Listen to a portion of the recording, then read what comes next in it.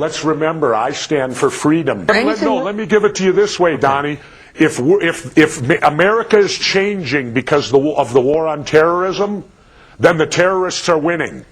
Because we may be beating them on the battlefield, but if we're getting our freedoms taken away and America changes because of what terrorisms do, the fear of terrorism and government there to protect us, well, then, in my opinion, the terrorists are winning. But Jesse, you have to admit, if we don't do something, the reality is terrorism is a new kind of war, and it's nothing we've faced in our over 200-year history. And some things have to be done differently. This is a different kind of enemy, and to put your head in the sand and say, we can't change anything, I just think it's ignorant. Wait a minute. Nobody's putting their head in the sand. We're as ill-prepared for terrorism as we've ever been. Take a look at the hurricanes that just hit this country. They were even announced 3 to 4 days ahead of time. Okay. Now, when the terrorists hit us, do you think they're going to send us a memo telling us 3 to 4 days ahead of time we're going to hit you? Get prepared. We couldn't even handle what happened in New Orleans, and yet we're being sold by our politicians that we're safer today, that we're out there protecting you. We've got this big government bureaucratic agency on terrorism that's going to protect you. It's a bunch of hogwash, Donnie, and if you believe it, you're naive. Jesse, you once said you think there should be a wrestler in the White House 2008, so you're the guy in charge now. How do we make ourselves safer from terrorism? It's easy to throw stones. Give me some answers. Yeah. Well, the first thing would be to go get a terrorist that attacked us. You know, we're never successful until bin Laden is 7 feet under. Okay. And instead, we're now fighting in Iraq, a country that never attacked us. There wasn't one terrorist in 9/11 from Iraq. Okay. 15 of the 19 were from Saudi Arabia. 48% of the insurgents you hear about in Iraq right now are Saudis. Why are we fighting the Iraqis? It's about the same. Wait, if we went back to World War II for a moment, when the Japanese attacked Pearl Harbor, maybe we should have attacked Korea. After all, they're Asian too. Mm-hmm.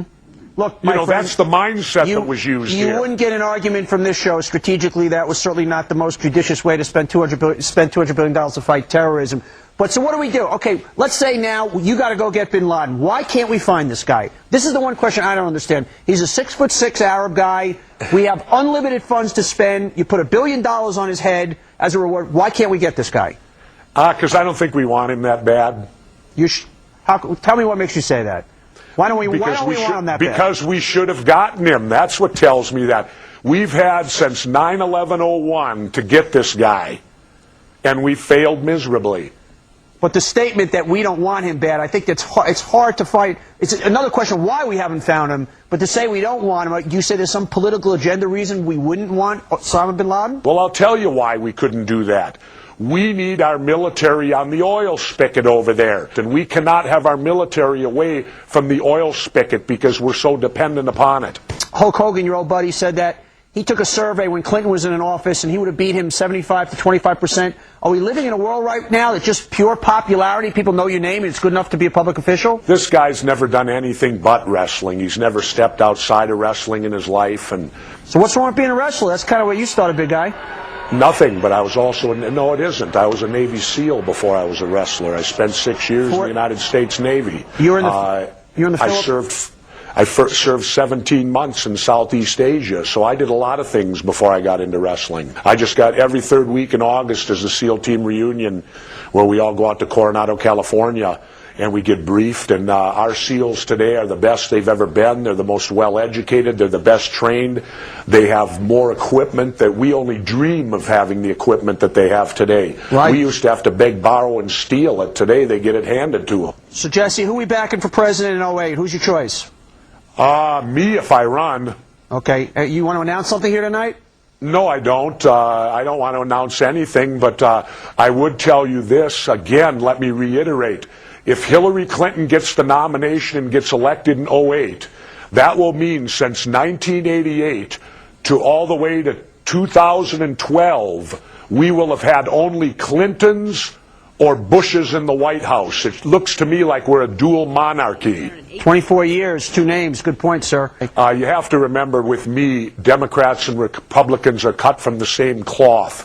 Really, today we have a decision. It's like walking into the grocery store, and you go to the soft drink department, and the only thing you're offered is Coke and Pepsi. They're both colas, one slightly sweeter than the other, but that's the only choice you get in this country. And think about it a minute.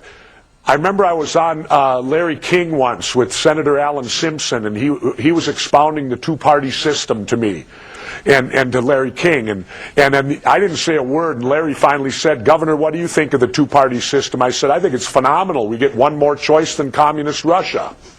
Well, I actually do think, I think this country is ready. If the right candidate came along, boy, I don't think they'll need a label on them. When we come back, we're going to take a break. I'm going to do a little name association with you. I'm going to throw out. So, Donnie, you think if I get a haircut and then cut my beard off, you'd support me? Right now, we got to do a little more talking, friend, because I see what you're doing is you're throwing a lot of stones, but I don't hear answers. So, I like your chutzpah, as we say, but I'm still not hearing any answers. I'm just hearing a lot of complaints. Well, ask me something I can give you. What haven't I given you an answer on? You didn't give me any suggestions of how you said, you know what, where our civil liberties are being, encroached upon, we're vis-a-vis fighting terrorism. So I said, well, what do we do to make ourselves safer? And I still don't hear any answers, though. Get bin Laden. Great. How do we do that? That was an answer. Okay, obviously we all want bin Laden, but we can't wave a magic wand. So if we can't do that, if we don't have bin Laden, how do we make ourselves safer as a country? We're going to take a break now. When we come back... We take a break. When we come back, I'll tell you how it's impossible to make us safer as a country. Okay, you're talking to the ex-governor, the new look ex-governor, Jesse Ventura. Keep it here. He's going to continue to be shy and reserved when we come back. Don't go anywhere. All right, Governor, we're going to do a little word association. I'm going to throw out some names. No, Donnie, I want to get back to what you talked about earlier on terrorism and protecting ourselves from it. Yes, sir. You were going to give some answers, correct. Well, I'm going to give you an answer right now. You give me Dick Marcinko, myself, and 8 of our other former SEALs, and 10 of us will paralyze the whole nation. How do you mean? Simple. Look what the two guys did, the snipers. They paralyzed 4 states and 20 million people, and they weren't even that good.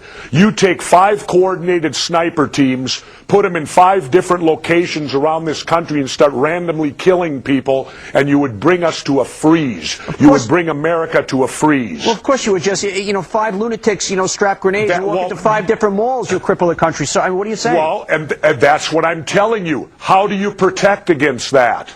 Well, you're not giving an answer. Why do you take away freedoms to stop that? Because taking away freedoms is not going to stop that. I want to ask you about something else. You're talking about the media. We have a lot of packaged media these days. Bill O'Reilly, what's your thoughts on him from Fox? Well, I think they're all the same. Most of these media guys are all a bunch of chicken hawks.